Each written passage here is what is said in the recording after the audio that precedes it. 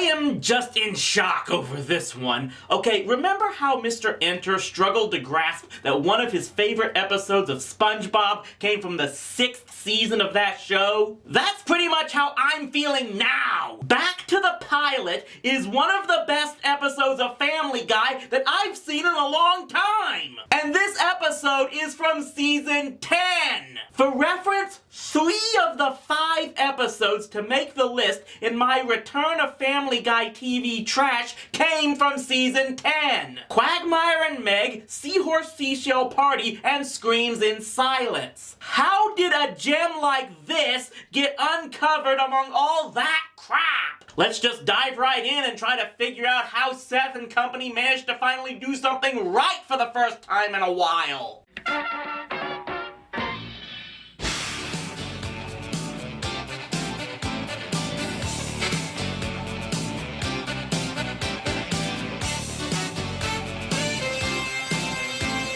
So it was pretty clear that after the Aramon story arc, the Highlander TV series had run out of gas, and even those behind the scenes knew it, to the point where the producers themselves were already preparing to move on, even as the show was limping to an end.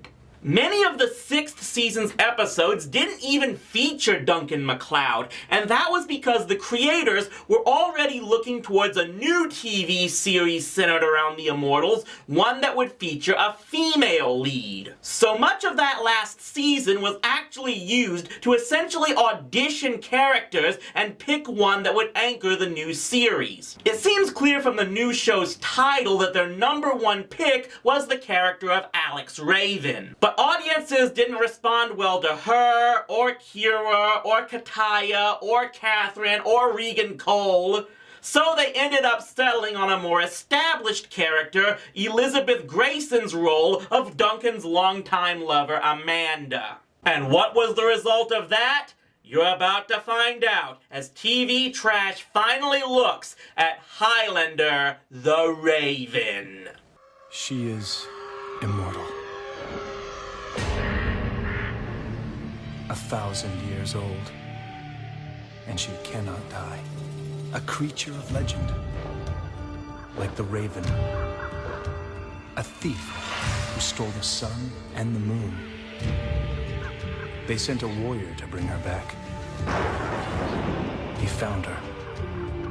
Together, they brought back light to the world. Oh, and there's also stuff about a game and immortals facing each other in combat, and there can be only one, but I don't think the audience is that interested in that. The pilot episode opens with our main character, Amanda, breaking into some hoity-toity mansion to steal a bunch of jewels, and then just casually walks out with them. Geez, cocky much?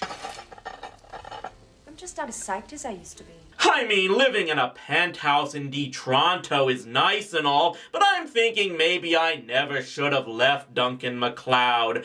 Why exactly did I do that again? So yeah, for no given reason, Amanda left Duncan in Paris and has gone back to being a full-time thief, living in what I guess is another American-Canadian hybrid town since the show was filmed in Toronto, which puts her at odds with Nick Wolf and his partner Claudia Hoffman of the South Police Precinct. And it becomes really difficult to tell who we're supposed to sympathize with here, as we see Detective Hoffman's clear disdain for Amanda being able to live the high life from her illegal activity.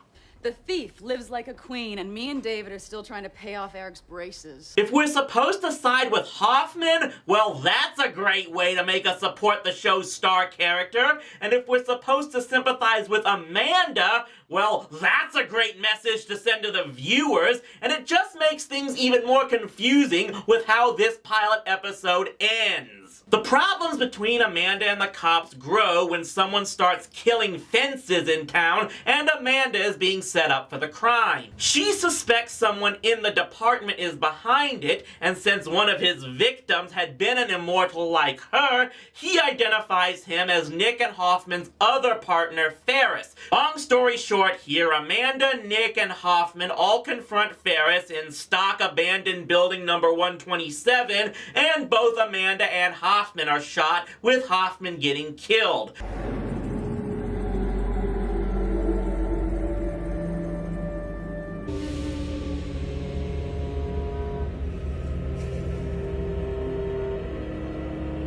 When the chief makes it clear they're gonna bury Ferris's corruption to save face, Nick gives up his badge. So, one episode in, and the only reference to Immortals is Amanda coming back after getting shot. Am I watching a Highlander show or The Shield if it was written by Joss Whedon? The second episode, believe it or not, actually feels like a Highlander episode. Another immortal named Cardoza, who's a hitman and assassin that Amanda has known since 1950s Warsaw, is in town eliminating people with any ties to him. As Nick tries to track him down for the people he's killed, Amanda has to reveal her secret to him to prove he can't stop Cardoza, only she can.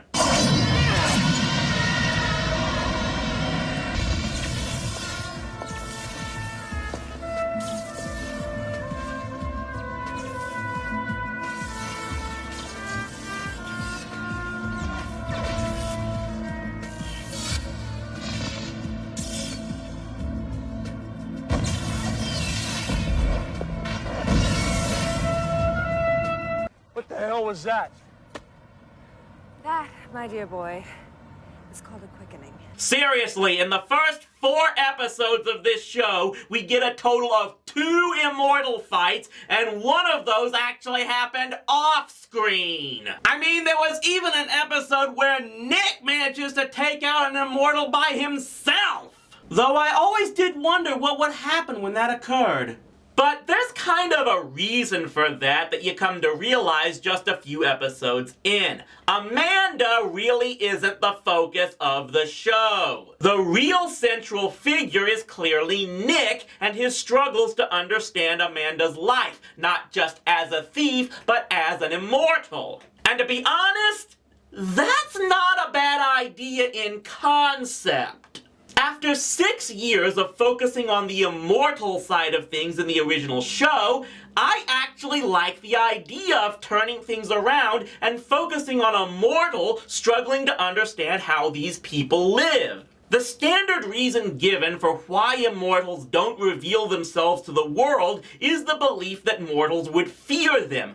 But Nick actually shows a more logical reaction to discovering them, an inability to comprehend why people who have the ability to live forever would squander it by being involved in some competition to take each other out through the only means possible to kill themselves, especially when none of them know why this supposed game was started in the first place. It's the one question I know I would have if I lived in the same world as these people, and I'm surprised it wasn't covered more before now. After Tessa's death, the majority of mortals we saw in the first series were the Watchers, who for the most part had come to understand the Immortals and the game. So this is a nice change of pace to really focus on how mortals would react to discovering that there are deathless beings out there who are trying to kill one another. And at least they did this in a spin-off rather than some reboot of the original series with the original characters.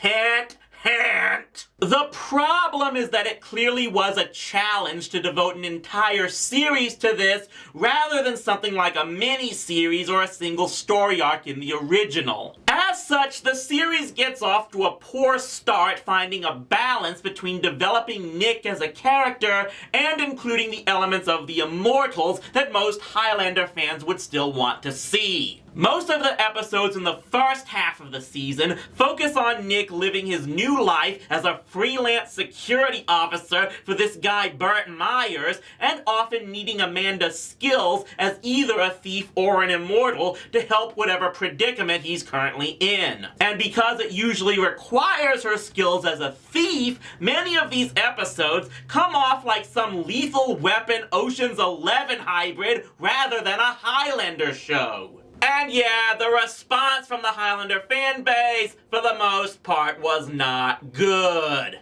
It's almost like they made a mistake in putting Highlander in the title of this show, and then being surprised that fans would be upset when there was no Highlander in the show. Couldn't we keep Highlander out of the title and people would still know it's about immortals? 2, are you actually suggesting that audiences have intelligence? Go to your corner! The pace definitely did pick up in the later episodes, as we saw more and more immortals that had a connection to Amanda later in life. And it does make more sense that she would know more people that she would ultimately have to confront, given the fact that she's lived for more than 1,200 years and the lifestyle she's lived for the majority of that time span. However, it was definitely too little too late, and it was pretty clear there was little to no chance this show was getting a second season. Which is probably why they took the final episode in the direction that it went. An immortal who now works as a cyber terrorist or something poisons Nick with a toxin that Amanda apparently helped him make centuries ago, and when Amanda ultimately has to kill the other immortal, thus denying them the opportunity to get the antidote for Nick, well...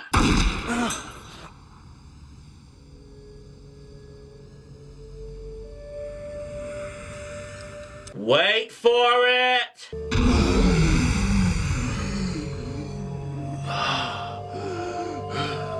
not gonna die. You're going to live.